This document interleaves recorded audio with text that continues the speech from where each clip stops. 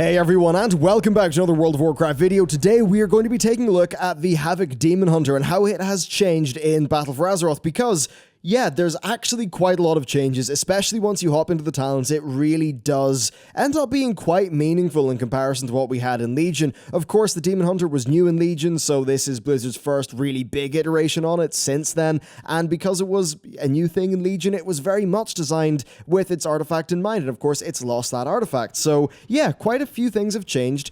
Thankfully though, at least for explaining the baseline of this video, not much of the base of the spec has changed. We still have Demon's Bite, 20 to 30 Fury. We have Chaos Strike, which pretty much is the same. However, it's just a flat 40% chance, so it doesn't operate based off your crit anymore, so you're going to be able to diversify your secondary stats a bit more, and you've still got Blade Dance, which is operating in much the same way. When we move on to the rest, you know, you've got, say, your I-Beam, which is pretty similar, 30-second cooldown though, and this is one of these times where Blizzard are accounting for the fact you no longer have your artifact. Of course, your artifact would mean that your I-Beam duration would decrease whenever you picked up a soul fragment. That's no longer the case because you don't have your artifact anymore, so that's just been baked into a lower cooldown. And then we still have things like Metamorphosis. Basically, if you understand the core of how it played, you'll know what's going on with the very basics. But where things really matter is the nuance. So overall, the talents do have lots of very, very interesting gameplay choices, with some standouts, especially like Dark Slash, that give people a little bit more variability in your playstyle, depending on what you like. Now, there is one big sticking point, which you're going to see throughout this video, and that's that our Fury cap is 100. It's not 120 anymore, and this is kind of tricky. You can't get 3 Chaos Strikes sort of on your bar at once. It means the Chaos Strike refund mechanic is, the chance of that's a little bit more impactful to the spec, and sometimes that has felt for me a little bit annoying. Now, that said, we've got more interesting AoE, and I'd say more interesting Fury generation in our talents, which is pretty good. So to better explain everything, let's just get right into the talents. First of all, Blind Fury, pretty much operating as you would expect, and it does kind of interface with the fact that this is now a 30-second cooldown on I-Beam, which means that that's a little bit more predictable in terms of the Fury generation. Now, when we move on to Demonic Appetite, Chaos Strike has the chance to spawn a Lesser Soul Fragment, and consuming any of those will give you 30 energy. Of course, that means you can sort of pull up those Soul Fragments as a on-demand resource for when you need it. And then Fellblade, this is an interesting one because, well, essentially what's happened is that the RPPM on it getting procs has changed quite a bit. So it's currently 2, down from 4.5, however it does now generate 50 Fury, which is more than previous, so that maybe changes up how it is just a little bit. Now, when we move on to the level 100 tier, we see Insatiable Hunger. Demon's Bite generates up to 10 additional Fury, a little bit like the Legendary Ring, I believe. You then also have Demon Blades, which essentially is just the non-interactive option. You'll get Fury, you'll get less spamming of buttons, I suppose. And then there's the big new hotness, which is Immolation Aura, so you engulf yourself in flames, 25-second cooldown, and over those 10 seconds of its duration, you gain 80 Fury. Now, that's a little window of higher Fury generation, and this will become important as we move throughout the talents. Overall, what you really see with these two tiers is that they're Fury generation tiers, and that's the core of like their gameplay, and a lot of the playstyles that you'll find down here will be heavily informed by how you choose to generate and manage Fury. Then when we move on to the third tier, Trial of Ruin is pretty simple. It adds a Chaos Dot to targets hit by Blade Dance.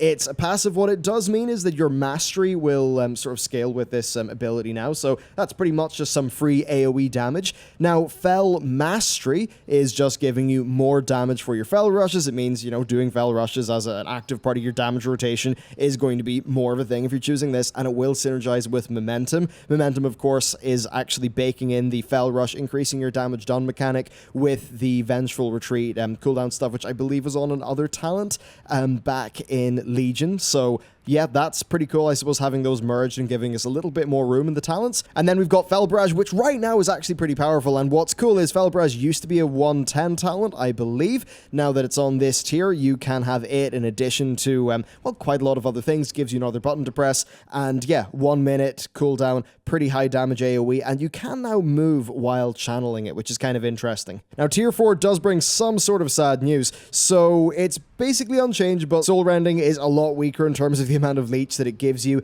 and that means that the basically in Metamorphosis invincibility of a Havoc Demon Hunter that really has gone, and it probably means that the Netherwalk is going to be the default for many different cases. But things get interesting again once we hit the next tier. So we're going to start off with 2 more boring talents. There's Cycle of Hatred. Whenever Chaos Strike refunds Fury, it also reduces the cooldown of your meta. I mean, hey, more meta is pretty cool, but it's still not majorly exciting, I suppose. Again, this does benefit from how Chaos Strike is less crit dependent because it's just a 40% chance now. Now, we also then have First Blood, reduces the Fury cost of Blade Dance by 20, increases the damage against its first target struck. Basically, this throws it into your single target rotation, and as an example, if you wanted another variant of how this spec plays, you probably go with First Blood and then also Trial of Ruin, because they both will augment your Blade Dance. And then we've got Dark Slash, which is the cool new interesting thing. So it slashes the target for a bit of physical damage, 20-second cooldown, but the thing that matters is that it increases the damage that they receive from your Chaos Strikes by 40% for 8 seconds. And what this basically does is it gives you a DPS window mechanic in the spec. Now that is really important because it does change up how things kind of are. The spec before this is quite chaotic in terms of your resource generation and all that stuff. Well, with Dark Slash, you suddenly want to control that a little bit more and have a little bit of a builder-spender sort of thing going on, so you're trying to prepare to make the best use out of your upcoming Dark Slash. That's going to be like Marmite.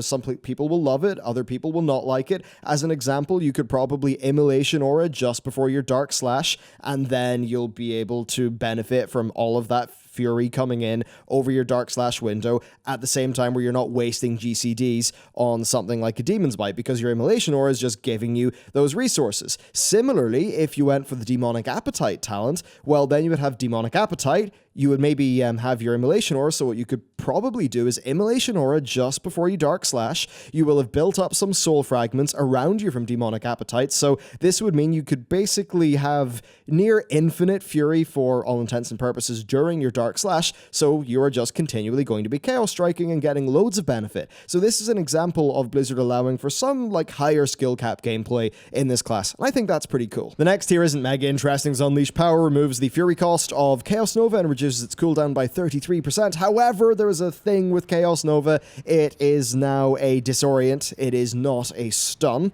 There is Fell Eruption, which is 30-second cooldown, 20-yard range, and it is a 4-second stun. And then there's Master of the Glaive, which throwing your glaive will snare all enemies by 50% for 6 yards, which, you know, there are definitely times where the Demon Hunter can be kiting, and this suddenly turns into a very, very interesting talent that gives you cool gameplay. And finally, we've got the big chunky tier. So, Demonic. I-Beam causes you to enter demon form for 8 seconds after it finishes dealing damage. This, of course, benefits, / I suppose doesn't benefit from how I-Beam now has a reduced cooldown. So in a pure single target situation, I'm pretty sure this is overall you coming out a little bit ahead, but in an AoE situation where you're just, there's fragments everywhere, maybe it's not as good. But yeah, it's Demonic. It's still, in my opinion, extremely fun to play with in terms of how it, plays, or just changes up the pacing of the spec. However, you do lose out on Soul Rending, which was one of the lovely perks of Demonic.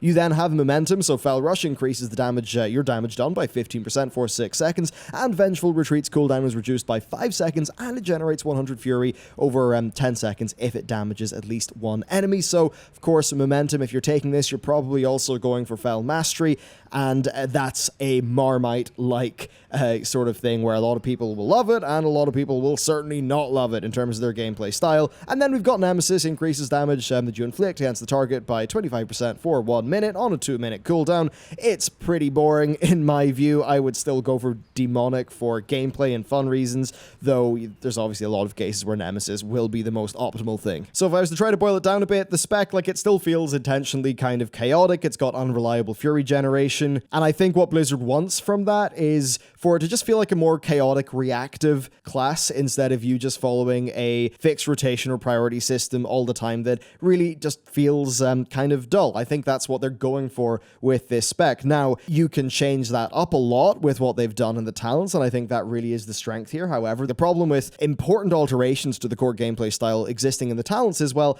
if some of those talents aren't fun, then you, in realistic scenarios, don't get to benefit from that fun gameplay, and you could feel pigeonholed. As an example, if momentum was by far the strongest thing, I don't expect it will be, but if it was, then that would make this quite an unattractive spec for many people. Now, one thing that both me and Matt, who I've not introduced you to yet, but he's one of my friends, Mythic Raider, and is like just helping out and giving some advice on some of these videos. And one thing we both notice is that, yeah, the Fury cap being 100 does kind of hurt.